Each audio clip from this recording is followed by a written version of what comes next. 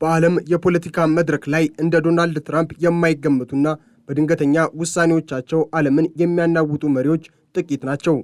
ባለፉት ጥቂት ሳምንታት በመካከለኛው ምስራቅ ሰማይ ስር እየተካሄደ ያለው የአሜሪካና የኢራን ፍጥጫ አዲስና እጅግ አስገራሚ ምዕራፍ ውስጥ መግባቱን የሚያሳዩ ምልክቶች ታይተዋል። ፕሬዝዳንቱ ለወራት ሲከተሉት የነበረውን ታሪካዊ ስምምነት በቅርቡ ይደረሳል የሚል ተስፋ ሰጪ ንግግር በአንድ ጀንበር በመተው ወደ አዲስና አስፈሪ ስልት መሸጋገራቸውን አውጀዋል። ይህ አዲሱ አቀራረብ ከኢራን ጋር ያለውን ግንኙነት ማቋረጥ ወይንም አፈግፍጎ ማጥቃት የሚል ስያሜ ሊሰጠው የሚችል ሲሆን ዓላማውም ቴህራንን በድርድር ጠረጴዛ ላይ ከማባበል ይልቅ በዝግታና በጥንቃቄ ወደ ውድቀት መምራት ነው። ለሳምንታት ትራምፕ በኢራን ላይ አዎንታዊ ለውጦችን በራሳቸው ፍላጎትና ግፊት ለመፍጠር ሲጥሩ ቆይተዋል። ከኢራን ጋር ድርድር እያደረግን ነው፣ መሪዎቻቸው ስምምነት ይፈልጋሉ የሚሉ ተከታታይ መግለጫዎችንም ሲሰጡ ነበር። ይሁን እንጂ ባለፈው ማክሰኞ ትራምፕ ለከፍተኛ የአስተዳደራቸው መልእክተኞች ከቴህራን ጋር የሚያደርጉትን ማንኛውንም አይነት ንግግር እንዲያቆሙ ቀጭን ትዕዛዝ አስተላልፈዋል። ይህ ትዕዛዝ በዋይት ሃውስ ውስጥ ትልቅ ድንጋጤን የፈጠረ ሲሆን የአሜሪካ ስትራቴጂ ከዚህ ቀደም ከነበረው ኢራንን በአፋጣኝ በመዶሻ መቀጥቀጥ ወደ በሂደትና በጊዜ ሂደት አንቆ መግደል ወደሚል ቀመር መለወጡን የውስጥ ምንጮች አረጋግጠዋል።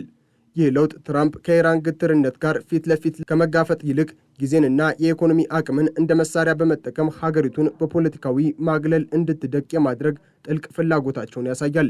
ፕሬዝዳንቱ ከዚህ ቀደም በየመድረኩ ንግግሮች በጥሩ ሁኔታ እየሄዱ ነው እያሉ ሲያስተጋቡ የነበረውን ተስፋ ሰጪ ንግግር ሙሉ በሙሉ አቁመዋል። ይልቁንም በማህበራዊ ገጻቸው ላይ ባሰፈሩት መልእክት ከእስላማዊት ሪፐብሊክ ኢራን ጋር ምንም አይነት ንግግርም ሆነ ስብሰባ የለም፣ ወደፊትም የታቀደ ነገር የለም በማለት የዲፕሎማሲውን በር በሰንሰለት መቆለፋቸውን አውጀዋል። ይህ ንግግር ዓለምን ያስደነገጠው ትራምፕ ከዚህ ቀደም የነበራቸውን የስምምነት አዋቂ ወይንም ዘአርት ኦፍ ዘዲል ስብዕናቸውን ወደ ጎን ትተው ወደ አጥፊና ጨካኝ ስልት መሸጋገራቸውን ስለሚያበስር ነው።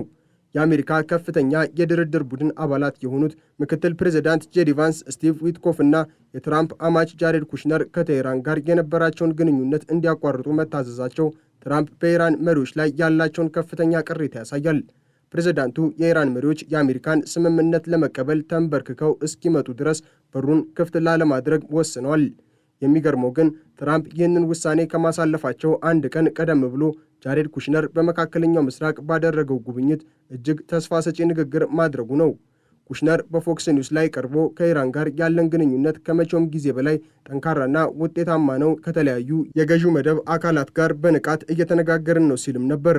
ይህ የኩሽነር አዎንታዊ ግምገማ በትራምፕ ቁጣ እየተደመሰሰ ይመስላል። ትራምፕ የኢራንን የድርድር የለም የሚል የይፋዊ መግለጫ እንደ ንቀትና እንደ ቁማር ቆጥረውታል። ኢራን በበኩሏ ከአሜሪካ ጋር ምንም አይነት ቀጥተኛ ግንኙነት የለንም በማለት የትራምፕን ንግግር ስታጣጥል መቆየቷ ፕሬዝዳንቱን ለዚህ የዲፕሎማሲያዊ አፈግፍጎ የመቆየት ውሳኔ ዳርጓል። በዚህ ጦርነት ውስጥ ትልቁ የፍጥጫ ነጥብ የሆርሙዝ ወሽመጥ ነው። ትራምፕ በማህበራዊ ገጻቸው ላይ የባህር ኃይል እገዳው በሙሉ ኃይሉ ቀጥሏል፣ ወሽመጡ ክፍት ነው፣ ፈንጂዎች ተወግዷል ቢሉም በምድር ላይ ያለው እውነታ ግን ከዚህ የራቀ ነው። በወሽመጡ በኩል ያለው የንግድ እንቅስቃሴ በጣም የቀነሰ ሲሆን በዚያ የሚያልፉ መርከቦችም አሁን ድረስ ከኢራን በሚተኮሱ ሚሳኤሎችና ተተኳሾች ጥቃት እየደረሰባቸው ይገኛል። ትራምፕ በሆርሙዝ ወሽመጥ ላይ ያላቸው አቋም እጅግ አክራሪ ሆኗል። በቅርቡ የታተመ ካርታ ላይ የሆርሙዝ ወሽመጥን የአሜሪካ ግዛት ብለው መጥራታቸው በዓለም አቀፍ ሕግ ላይ ትልቅ ውዝግብን ፈጥሯል። ይህ ንግግር አሜሪካ በቀጠናው ላይ ያላትን ወታደራዊ የበላይነት ወደ ፍጹም ቁጥጥር ለመቀየር ማሰቧንም ያሳያል። ትራምፕ የወሽመጡ ሁኔታ ወደ ነበረበት ማለትም ነፃና ክፍት ዓለም አቀፍ የውሃ መስመር እንዲመስል ይፈልጋሉ። ነገር ግን ይህ ፍላጎታቸው በኃይል ካልሆነ በቀር በድርድር ሊሳካ እንዳልቻለ ተገንዝበዋል።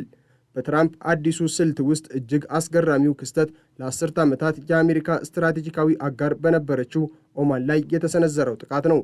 ኢራንና ኦማን የሆርሙዝ ወሽመጥን በጋራ ለመቆጣጠርና በሚያልፉ መርከቦች ላይ የአገልግሎት ክፍያ ወይንም ታሪፍ ለመጠየቅ የሚያስችል ስምምነት እያረቀቁ መሆኑን ትራምፕ ሰምተዋል። ይህ ስምምነት ለአሜሪካ የበላይነት ትልቅ ስጋት ሆኖም ታይቷል። ትራምፕ በኦቫል ኦፊስ ውስጥ ሆነው ለጋዜጠኞች ሲናገሩ ኦማን ጥሩ እየተንቀሳቀሰች አይደለም፣ እንደ ሌሎቹ ሁሉ በቀላሉ እንይዛቸዋለን፣ አስፈላጊ ከሆነም በቦምብ እንደበድባቸዋለን የሚል ይዘት ያለው የዛቻ ናዳን አውርደዋል። ኦማን በኢራንና በአሜሪካ መካከል እንደ ድልድይ ሆና ስታገለግል የነበረ ቢሆንም ትራምፕ ግን አሁን ከኛ ጋር ያልቆመ ጠላታችን ነው በሚል አቋም ይዘዋል። በተለይም መርከቦች ለደህንነትና ለአካባቢ ጥበቃ በሚል ሰበብ ለኢራን ክፍያ እንዲከፍሉ የሚፈቅደው ማንኛውም ስምምነት በትራምፕ አስተዳደር ዘንድ እንደ ጦርነት አዋጅ ተቆጥሯል። ትራምፕ ከኢራን ጋር ያለውን የዲፕሎማሲ ግንኙነት ማቋረጣቸው ኢራንን በኢኮኖሚ ሙሉ በሙሉ ለመደምሰስ የሚደረገው ጥረት መንገድ ከፋች ነው። በዚህ ሳምንት ውስጥ እጅግ አስከፊና ጨካኝ የተባሉ አዳዲስ ማዕቀቦች በቴህራን ላይ ይጣላሉ ተብሎም ይጠበቃል። የመከላከያ ሚኒስትሩ ፔት ሄግሴት እንደገለጹት የአሜሪካ የባህር ኃይል የኢራንን ወደቦች እስከ ወዲያኛው ለመዝጋትና የባህር ላይ ከበባውን ለማጥበቅ ዝግጁ ነው። ይህ የማነቆ ስትራቴጂ ዓላማው የኢራንን የነዳጅ ሽያጭ ወደ ዜሮ ማውረድና የሀገሪቱን የኢኮኖሚ ትንፋሽ መቁረጥ ነው። ትራምፕ የሚያምኑት የኢኮኖሚ ማነቆ ኢራንን ወደ ኪሳራና ወደ ህዝባዊ አመፅ እንደሚገፋፋት፣ በዚህም ምክንያት አገዛዙ በመጨረሻ የአሜሪካን ቅድመ ሁኔታ ለመቀበል ተንበርክኮ እንደሚመጣ ነው። ይህ ስልት ግን ረጅም ጊዜ የሚጠይቅና ከፍተኛ ትዕግስት የሚሻ በመሆኑ ትራምፕ ምንም አይነት የጊዜ ግፊት የለብኝም በማለት ለደጋፊዎቻቸው መልእክት አስተላልፈዋል። ይህ ጦርነት በአሜሪካ ጦር ኃይል ላይ እያደረሰ ያለው ጫና ግን በቀላሉ የሚታይ አይደለም። የአሜሪካ የባህር ኃይል ምልክት የሆነችው ዩኤስኤስ አብርሃም ሊንከን አውሮፕላን ተሸካሚ መርከብና ሌሎችም የጦር መርከቦች ለረጅም ጊዜ በከፍተኛ ውጥረት ውስጥ መቆየታቸው በመርከቦቹና በባህር ኃይል አባላቱ ላይ ከፍተኛ የስነ ልቦናና የአካል ድካምን ፈጥሯል። ትራምፕ ራሳቸው እንደገለጹት ለ6 ወራት የዘለቀው ይህ ጦርነት የአሜሪካን እጅግ ዘመናዊ የጦር መሳሪያ ክምችት እያሟጠጠው ነው። በተለይም የተራቀቁ ሚሳኤሎችና ተተኳሾች ክምችት በሚፈለገው ደረጃ ላይ አይደለም። ይህ ወታደራዊ ድካም ነው ትራምፕን ከግጭቱ ራሴን አርቃለሁ ወደሚል ስልት የመራቸው የሚሉ ተንታኞች ጥቂት አይደሉም። ሪፐብሊካኖች እንኳን ሳይቀሩ ትራምፕ ከዚህ ጦርነት የሚወጣበትን መንገድ እንዲፈልግና የአሜሪካን ኃይል በከንቱ እንዳያባክን እየወተወቱ ነው። ይሁን እንጂ ትራምፕ አሁንም እኔ የምቸኩልበት ምንም ምክንያት የለም፣ ኢራን ናት የምትቸኩለው በማለት አቋማቸውን አጥብቀዋል። ትራምፕ ከኢራን ጋር ያለውን ግንኙነት ማቋረጣቸውን ተከትሎ እንደ ሳውዲ አረቢያ፣ የተባበሩት አረብ ኤሚሬትስና ኩዌት ያሉ ሀገራት የራሳቸውን መከላከያና የንግድ መስመር ማጠናከር ጀምረዋል። የባህር ላይ መረጃዎች እንደሚያመለክቱት ከሆነ ባለፉት 2 ሳምንታት ውስጥ በወሽመጡ የሚያልፉ መርከቦች 80 በመቶ የሚሆኑት በኦማን በኩል ያለውንና በተባበሩት መንግስታት ድርጅት የተፈቀደውን የባህር መስመር መጠቀም ጀምረዋል። ኢራን ይህንን መስመር በጽኑ ብትቃወምም መርከቦች ግን የኢራንን ማስፈራሪያ ወደ ጎን በመተውና በአሜሪካ ባህር ኃይል ጥበቃ በመተማመን ጉዟቸውን እያደረጉ ነው።